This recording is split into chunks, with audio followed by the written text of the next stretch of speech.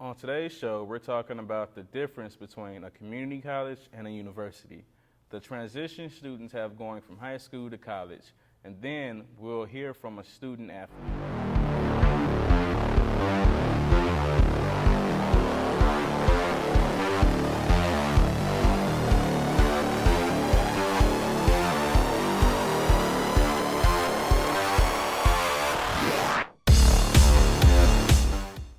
A lot of students question what are the differences between a community college and a university.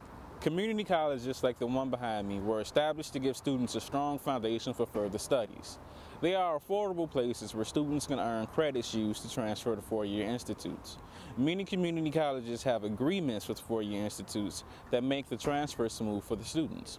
The classes offered at these colleges are usually used for general education requirements at four-year institutes. The programs here are typically 2 years long, leaving the students with an associate's degree. Because of the class scheduling structure, the courses are perfect for non-traditional students, those that work or have other obligations, or those that have decided later in life to get a degree. Universities like the one behind me offer students bachelor, master, and doctoral degrees. Students typically come from different cities to attend these institutes, whereas at a community college, most students are local. Class sizes here are much larger than a community college during the early years, but tend to condense themselves to higher the course number. These institutes typically offer on-campus housing, which factors into the high cost of tuition. The educational value at both establishments are beneficial towards all students, either those coming out of high school or those re-entering into the educational system. The bottom line is that you have to decide what works best for you. The transition from high school to college varies from student to student. Yeah, going to college, there was a variety of changes that I wasn't ready for, prepared for, because of the public school I went to. I wasn't prepared for the study, like the study tactics that I should have had. I wasn't prepared for actually being disciplined to want to go to class on time or even go to class. I also had issues with financial aid and the whole enrollment process, and knowing that I have to get a certain amount of money into the school to even start school. If I would have been aware of that before I went to school, I probably would have had a better college from high school transition. Transitioning to college for me, it wasn't as bad. I have 4 older sisters that went, so I knew what to expect. All my paperwork was done. The biggest change was just the amount of freedom that you have. It's on you if you go to class tonight. You don't have no parents. When you get in trouble, they talk to you. It don't go to your parents. But outside of that, oh yeah, and food. Not having home cooked meals, that was a big adjustment.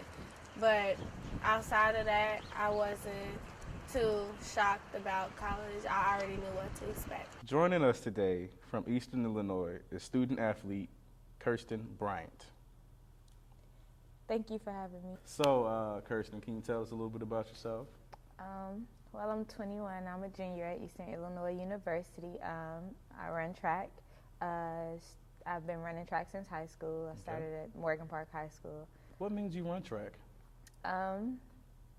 My older male cousins, I always used to race against them, and they were always really fast. Being down at Eastern and running track, what has been the pros and cons of actually going through that actual student career as an athlete? Well, the pros is that you have access to a lot more resources than regular students. If I ever needed additional tutoring or additional help with anything, they make sure that I get that. There's like an extended network that you have available because you're a student athlete there. So you get to sort of rub elbows with a lot more people as opposed to a regular student. One of the cons definitely would be that it's very time consuming. Like I don't really have time for much else outside of athletics in school. And if I do, it's extremely hard to fit that in as opposed to, if I was just a student. So.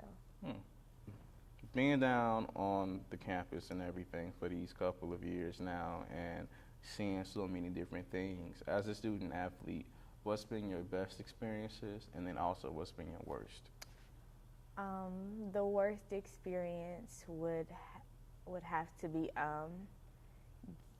being suspended from the school. I transferred into Eastern Illinois this past year. I had an incident at my previous school, and because of that, I was suspended from the school for a semester. So that was probably my worst experience, and a lot of that did have to do with me being a student athlete and me being a public figure on campus.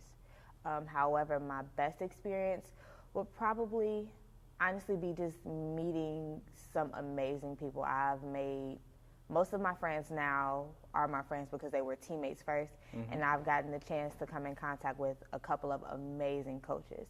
So I would say that's probably the best thing. Okay. All right, this has been an awesome time on Youth Culture. I want to thank my guests for coming, and we hope to tune in and see you soon.